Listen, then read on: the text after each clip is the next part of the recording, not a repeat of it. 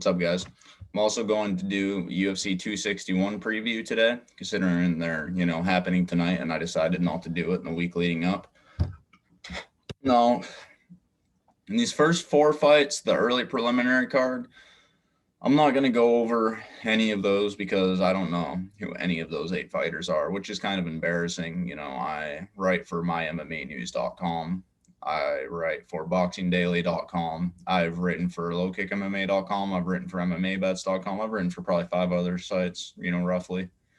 I should know who these guys are, but I don't. Jeffrey Molina and Kevin Nadavad, they do sound familiar. I know the names, but I don't know enough about them to try and break down the fight. No, Patrick Sabatani is facing Tristan Connolly at featherweight. And you know what's really crazy? Tristan Connolly made his UFC debut defeating Michel Pereira at 170 pounds. He's fighting at 145 pounds tonight, and he beat one of the biggest welterweights in the world at welterweight. Pereira came into that fight with the dumbest game plan ever, but he came in with the same game plan to fight a really dangerous striker in Danny Roberts, and it worked out for him. I actually got to interview him that night at UFC Rochester. Middleweight is the next one. Carl Robertson versus Brendan Allen. I'm really looking forward to this fight. The only thing that I wish was different, I wish that the UFC would give Carl Robertson a fellow striker for once. He's a former professional kickboxer, former Glory kickboxer. He went 0-3 as a pro kickboxer. His striking abilities do not reflect that. He is a very talented striker. And Brendan Allen he's a very wrestling heavy, ground and pounding type of fighter. He's got good submissions, good chokes too. I think Allen's probably going to take him down and pound him out. I hope Robertson wins, but actually I bet on Allen because I think he's going to win. So really, that's the kind of thing that kind of sucks about betting, because when you want somebody to win, but you're just almost certain they won't, and you bet on the other person, I don't know, it's conflicting. Maybe I shouldn't. Next one's a welterweight fight between Dwight Grant and Stefan Sekulic. Actually, thinking about it, the UFC did match Robertson up with a striker for his last fight against Dalgia Langyambula, and that was going to be a really good fight until COVID canceled it. And another fight that COVID canceled was Dwight Grant versus Li Jingyuan. And it's like, man, like these two guys are the same fighter. They're the same fighter with different frames. Like they're both heavy hitting boxers that throw loopy like punches. Like it was going to be such a great fight. They're both knockout artists. They didn't reschedule it, and I'm very upset about it. But hopefully Grant gets a knockout win. Seems how, Li Jingyuan is coming off the KO over Santiago Ponzinibbio. And maybe they can rebook that fight because I really want to see it. I broke it down. A lot of people got to read that breakdown, and it didn't fucking happen. It was very disappointing. Preliminary main event comes between Alex Oliveira and Randy Braun. Now, this is a really good fight because these guys are both incredibly talented. Alex Oliveira, we know what his ceiling is, but he's a well-rounded talent. He's lanky. He's long. He's 5'11", but he's got like a 76 or 77-inch reach. It's crazy. It's like Tony Ferguson. It's crazy. He's got good Muay Thai. He's got good Brazilian Jiu-Jitsu. He's strong. He doesn't look as strong as a lot of guys, but he is. He's strong as hell. And Randy Braun, we don't know his ceiling, but he does have a massive amount of potential. He's got good striking. He's got good submissions off his back. I would say, like, this fight, I have no idea how this one's going to go. I really don't. I have no idea. I'm very excited for it. Next up, dude, this whole main card. Holy shit, dude. Oh, man. It's so good. All right. Starting off the main card, a light heavyweight showdown between Anthony Smith and Jimmy Crute. Now, Anthony Smith, he was a journeyman for the most part until he came back to the UFC. He initially went 4-2 in his return at 185 pounds, and then he went up to 205, where he went 3-0 with 3 finishes, and then lost to John Jones, and then beat Gustafsson. So in his first 5 fights at 205 pounds, he had 2 finishes, 2 rear naked choke finishes over top 5 contenders. He had 2 KO victories over former UFC 205-pound champions and legends, Hall of Famers. and his only loss was John Jones. Things were looking incredibly good for him. And things were looking incredibly good for him going into his next fight, too, up until, round 3 with Glover Teixeira. He was looking incredible in that fight, and he just got tired. He took those 3 fights of John Jones, then the Gustafsson, then the Teixeira fight in like 6 months or, something like that. It was fucking crazy. He was so active in that year. Or, I don't know where I was going with that. Yeah, he was so active in that year, and he looked great in those first 2 rounds, but his coach, James Krause, just kept telling him, step on the gas, step on the gas, step on the gas, and he got fucking tired. But, I thought that James was, wrong for that initially. Stepping back and, looking at it, I probably would have told him to do the same thing because he was winning the fight. And I thought he was going to knock Glover out going into that fight. So, and Glover on a 5-fight win streak at 41, 42 years old, it's great. He almost got knocked out in like all 5 of those fights. Like, it's crazy. I'm so glad he's fighting for the belt now. It's a beautiful thing. But Smith, then he got finished in the 5th round against Glover, and then he lost a 3-round decision to Alexander Rakic, where he was just out-wrestled for 3 rounds. He was way, way too willing to go to his back in that fight. And then in his next fight against Devin Clark, he ended up taking Clark down after Clark tried to – dude, Clark rushed in, and he's the wrestler. He's a junior college wrestler, NAIA wrestler, or something like that. And he shot in as soon as the fight started, and Smith just wraps up a body lock and trips him. It was about 10, 12 seconds in. It was beautiful. Clark ends up getting on top of him, but then Smith wraps up a beautiful triangle choke, set up so perfectly. It was very basic, but it was gorgeous, and gets a submission victory, midway through round 1. While Jimmy Crute, dude, this dude submitted Paul Craig in his UFC debut when he was like 20 years old. Or 21 years. It's fucking insane. Dude, have you ever seen Paul Craig fight before? If you haven't seen him get knocked out, you've seen him submit people. That's what happens when he doesn't get knocked out. He submits people. And this dude almost fucking ripped his arm off with 10 seconds left in the 3rd round. It was crazy. Like, dude, to submit Paul Craig, man, that's really something. And then he knocked out Sam Alvey. And then he got submitted in his next fight by Misha Serkinov, who's an elite Brazilian Jiu-Jitsu black belt. No shame there. Much more experience than him, too. And now he's coming off 2 first-round stoppages over Michel Oleksiejczyk and Modestas Bukauskas. Bukauskas, he starched handily. And Oleksiejczyk, man, I was excited for this fight because they're both prodigies. And I thought Crute was going to wear himself out in this fight because he took Oleksiejczyk down like 8 fucking times, at least 5 in that first round. He finished the fight in the first round. And, dude, they were all like strength, like takedowns. Like he was picking up, slamming him, and then he ends up getting the Kimura. 2nd Kimura victory in the UFC. It was gorgeous, but like Jimmy Crute is one of the, he's one of the prodigy of the prodigies when it comes to the sport. He's without question a future champion at the highest level, without question. As long as he continues evolving, dude, he'll be at his best for at least 7, 8 more years. And he's already beating a lot of good fighters and finishing them.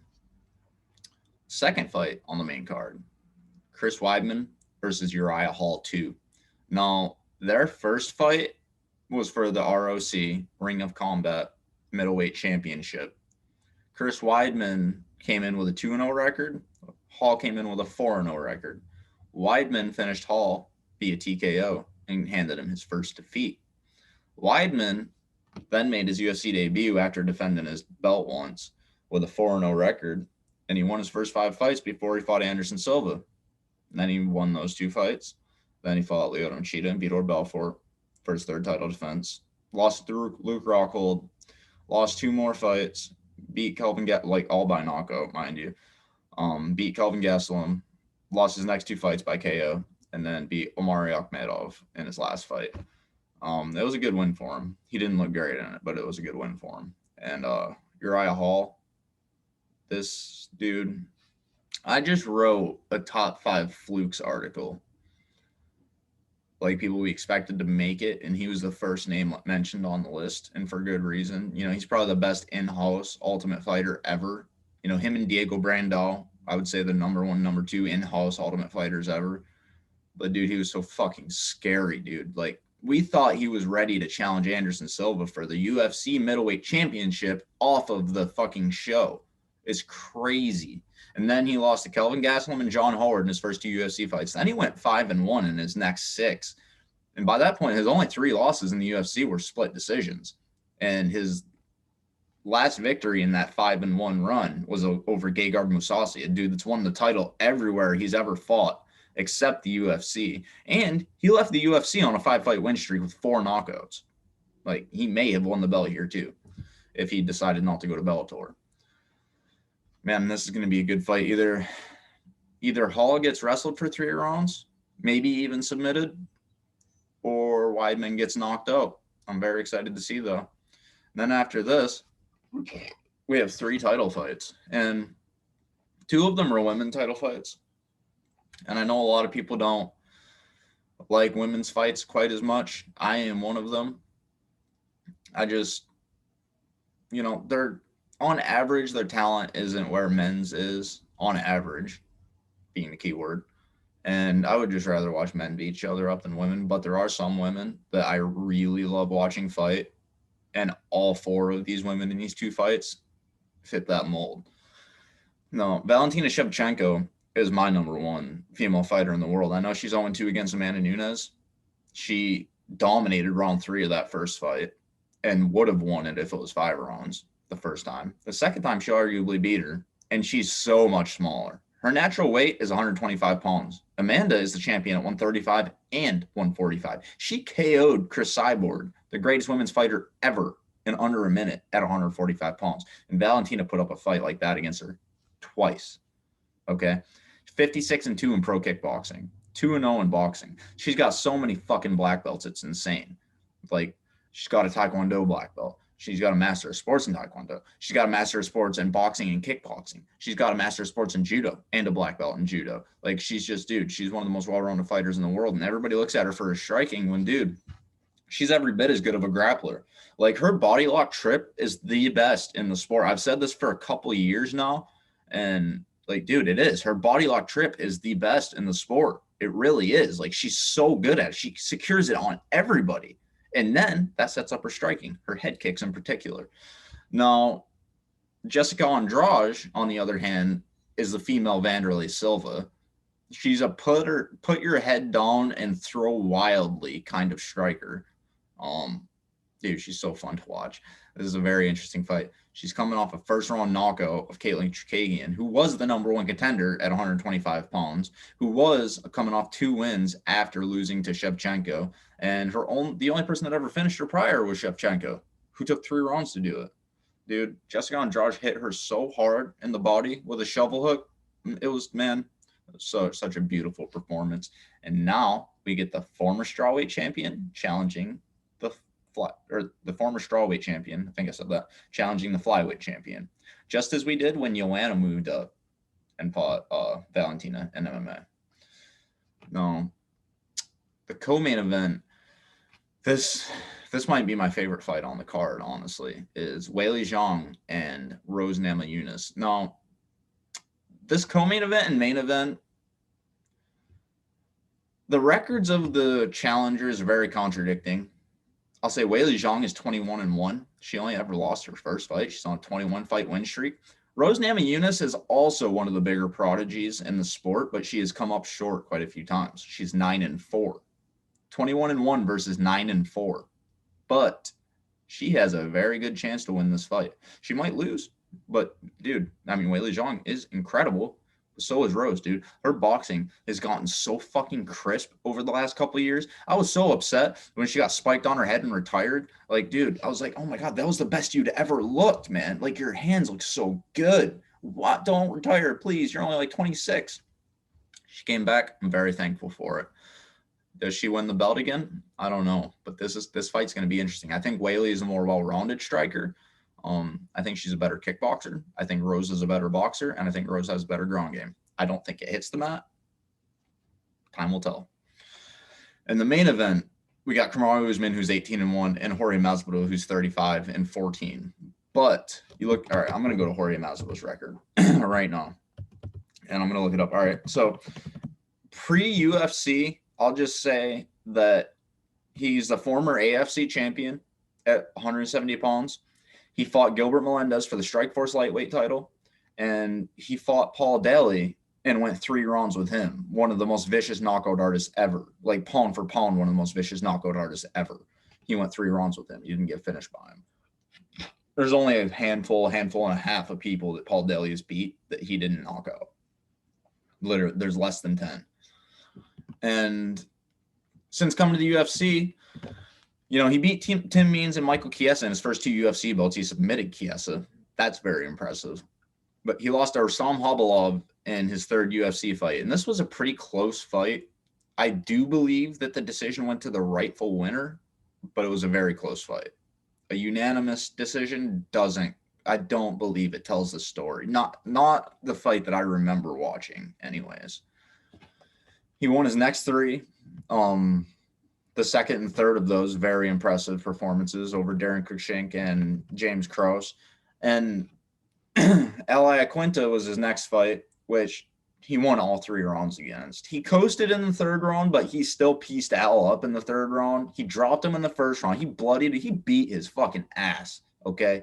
And that's why the fans were booing him. That was the notorious, you booing me, fuck you, by Raging Al, when Raging Al was Raging Al, as Luke Thomas said. Another thing Luke Thomas said, Jorge Masvidal has been subject to being spammed with takedown attempts. Now, he doesn't always get wrestle-fucked. Actually, very oftentimes, he defends, if not all, most of those takedown attempts, every time. But that doesn't mean he doesn't allow his opponents to push him into the cage. And after he fought Khabilov, he fought Pat Healy. And Pat Healy also did that to him.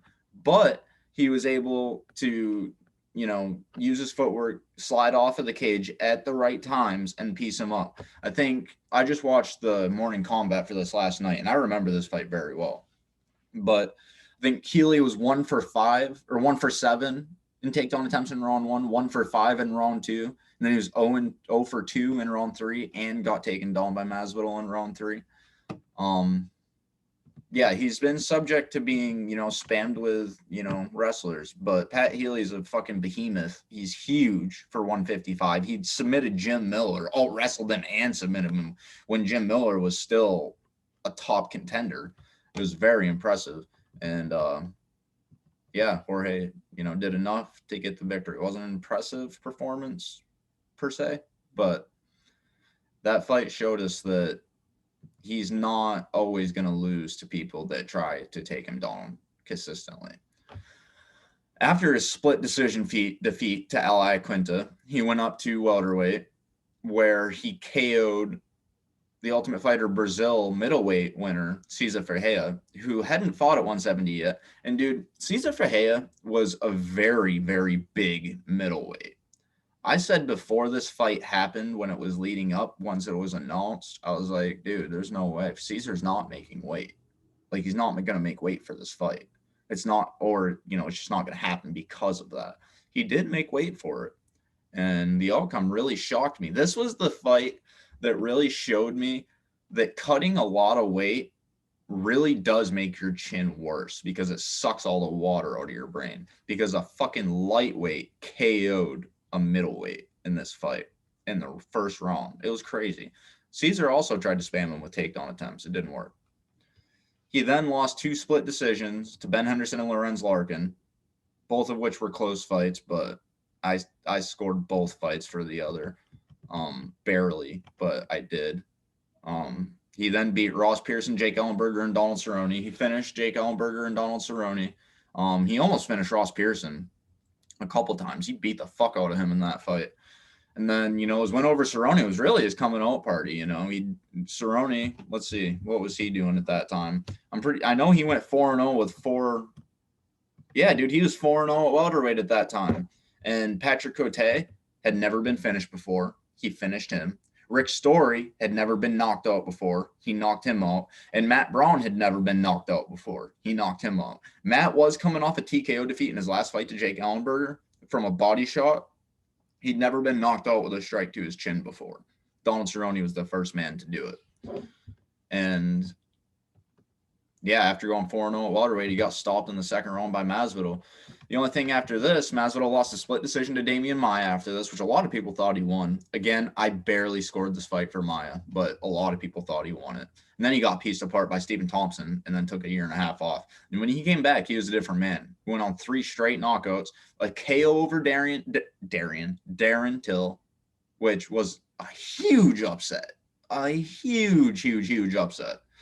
And a KO over Ben Askren, the fastest knockout in UFC history. A 19-0, 9-time world champion. A world champion in wrestling. A 2-time NCAA Division I national champion. A 2-time NCAA Division I second place. An Olympian. And yeah, it was his easiest fight he'd ever had. And then, he battered Nate Diaz for 3 rounds and then took the fight with Masvidal with Usman on 6 days' notice. Seems like Gilbert Burns got COVID. That's why this second fight is happening, because Usman doesn't like Masvidal's building an excuse, and, he wants to fight him again. Now, Masvidal at the weigh-ins, he does look like he's in the best shape of his life. I will say that. And he did win the first round against Usman their first time around. I scored that first round for him. He did piece him up pretty well. But Usman is one of the very few guys that I actually predicted to become champion as soon as I first saw him. When I saw him on The Ultimate Fighter when he was only 5-1, I said this dude is going to be champion in the UFC. The only other person that I can think of off top that I said was going to become champion that did is Jose Aldo. Peter Yan, I believed he would become champion, but I didn't think it would happen as soon as it did. I think we all believe he's still the champion. But yeah, very rarely does that happen. Like, I know a lot about this sport, and I love being able to guess who's going to do well and who's going to have a great future. But man, it doesn't happen very often that I predict, this dude's definitely going to become the champ for sure. It just doesn't. I predicted it with Colby. He won the interim title, but Usman has gone 13-0 so far in the UFC. Beat Georgia St. Pierre's 12-0, 12-fight win streak record. He's still got a long time to catch up, though. This will be his 4th title defense tonight if he wins. And after this, Dana White says that Colby Covington is going to be next, which honestly, I really wish Colby would stop sitting out and waiting. I want to see him fight more. I really want to see him fight more. But who's going to argue with that rematch? Let me know what you guys think of this fight card.